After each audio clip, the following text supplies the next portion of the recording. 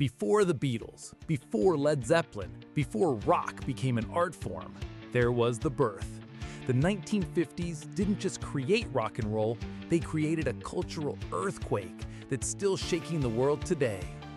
Today, we're counting down the 8 greatest rock songs of the 1950s, the decade that changed everything and gave birth to the music that defined generations. Welcome back to Rock and Roll Bedtime Stories. I'm Zach, and if you want to understand how 3 chords and a backbeat revolutionized the world, you're in the right place. We've analyzed historical impact, musical innovation, and cultural significance to rank the songs that literally created rock and roll. Smash that subscribe button and turn on notifications, because we're going back to where it all began, the decade that gave birth to rebellion. Kicking off our countdown at number 8 is Jerry Lee Lewis's explosive Great Balls of Fire, pure musical dynamite from 1957. This track proved that rock and roll could be dangerous, sexual, and absolutely unhinged all at once. What makes this scientifically fascinating? Lewis's piano playing creates what musicologists call percussive melody, using the piano like both a rhythm and lead instrument simultaneously. That pounding left hand and wild right hand created a template that influenced everyone from Little Richard to Elton John. The recording captures Lewis's manic energy. You can literally hear him kicking the piano bench and shouting over his own playing. This wasn't just music, it was controlled chaos, and it showed that rock and roll could be theatrical performance art. Culturally, this song terrified parents and thrilled teenagers. Lewis embodied everything that made rock and roll seem dangerous to the establishment: sexual energy, religious controversy, and complete disregard for social conventions. He proved that rock stars could be as important as their music. Blue Suede Shoes, the Carl Perkins classic, claims our number 7 spot. And this 1956 rockabilly masterpiece created the template for rock guitar that's still used today. That opening riff is deceptively simple, but absolutely essential to rock history. Here's the breakthrough. Perkins combined country picking techniques with rhythm and blues chord progressions, creating what historians call the rockabilly fusion. This wasn't just musical innovation, it was cultural integration, bringing together white country and black blues traditions. The song's lyrics were revolutionary too, singing about material possessions and personal style, proved that rock could celebrate youth culture and consumer identity. Those blue suede shoes became a symbol of teenage rebellion and self-expression. Elvis made this song famous, but Perkins wrote and recorded it first. That guitar work influenced everyone from Scotty Moore to Keith Richards. Listen to any rockabilly or early rock guitar, and you're hearing Carl Perkins' DNA. Chuck Berry's Maybellene takes number 6, and this 1955 masterpiece literally invented the rock and roll narrative song. Berry took a country song called Ida Red and transformed it into something completely new, a story song with characters, action, and a driving beat. Berry's guitar playing created what musicologists call rhythmic lead, playing melody lines that also drive the rhythm forward. That technique became fundamental to rock guitar, influencing everyone from Keith Richards to Angus Young. The lyrics tell a complete story: a car chase, a cheating girlfriend, automotive drama, proving that rock could be storytelling music. Berry essentially invented the rock and roll lifestyle song, celebrating cars, girls, and freedom. Culturally, Berry broke down racial barriers by creating music that appealed to both black and white audiences. His duck walk, his showmanship, and his guitar wizardry made him rock's first guitar hero decades before the term existed. Little Richard's Tutti Frutti captures our number 5 position, and this 1955 explosion of pure energy changed popular music forever. That opening, a wop bop a loo bop a let bam boom, wasn't just a lyric, it was a declaration of war against boring music. Richard's vocal delivery created what researchers call emotional authenticity through vocal distortion, using screams, hollers, and non-verbal sounds to convey feelings that words couldn't.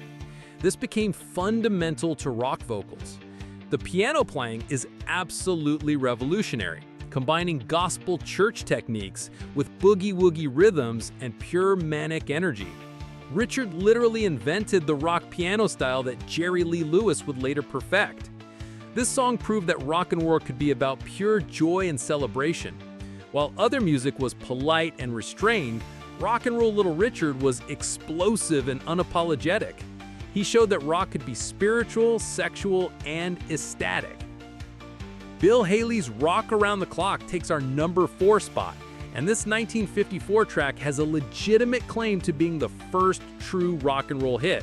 When this song hit number 1, it announced to the world that a new musical era had begun.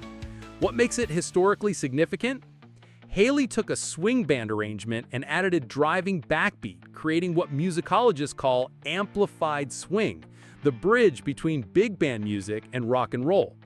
The song's structure became the rock and roll template: verse, chorus, instrumental break, repeat. That 12-bar blues progression with a rock beat influenced thousands of songs that followed. Culturally, this was the song that made rock and roll a mainstream phenomenon. Featured in the movie Blackboard Jungle, it became associated with teenage rebellion and juvenile delinquency. Parents were horrified, teenagers were liberated. Elvis Presley's Heartbreak Hotel claims our bronze medal at number 3. And this 1956 masterpiece proved that rock and roll could handle serious emotional territory. Elvis took the rebellious energy of rock and made it vulnerable and deeply human. That distinctive echo effect, recorded at Sun Studios, created what audio engineers call spatial atmosphere. The sparse arrangement makes Elvis's voice sound like it's coming from a lonely, empty place, perfectly matching the song's emotional content. Elvis's vocal performance combines country vulnerability with rhythm and blues power. That hiccuping delivery, those vocal slides, the way he bends words. It created a new template for rock vocals that influenced everyone from Roy Orbison to Bruce Springsteen. This song announced that Elvis wasn't just another rock and roll singer. He was an artist who could make the new music express the full range of human emotion. It proved that rock could be both rebellious and deeply moving. Chuck Berry's Johnny B. Goode takes our silver medal, and this 1958 masterpiece is arguably the most influential rock song ever recorded. That opening guitar riff is literally the sound of rock and roll. If aliens wanted to understand our music, they'd listen to this. Berry's guitar work on this track created the rock lead guitar template. That combination of melody, rhythm, and technical skill influenced every rock guitarist who followed. The riff is simple enough for beginners, but sophisticated enough to reward mastery. The lyrics created rock's founding mythology, the story of a country boy who could play guitar like ringing a bell. Johnny B. Goode became the archetypal rock hero, and his story inspired countless musicians to pick up guitars. NASA actually put this song on the Voyager spacecraft as an example of human achievements. Think about that. When we wanted to show the universe what we'd accomplished as a species, we chose Chuck Berry's guitar playing. And claiming our number 1 spot is Elvis Presley's That's All Right, the song that started it all. Recorded at Sun Studios on July 5th, 1954, this track is literally the birth certificate of rock and roll. Here's why it changed everything.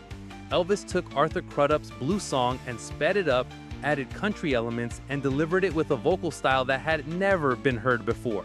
Producer Sam Phillips said he'd been looking for a white man with the Negro sound and the Negro feel, and he found it. The recording itself was accidental. Elvis was just fooling around during a break when he started singing this old blues number in his own style. Scotty Moore joined in on guitar, Bill Black on bass, and suddenly they'd created something completely new. This song didn't just launch Elvis's career, it launched an entire cultural revolution.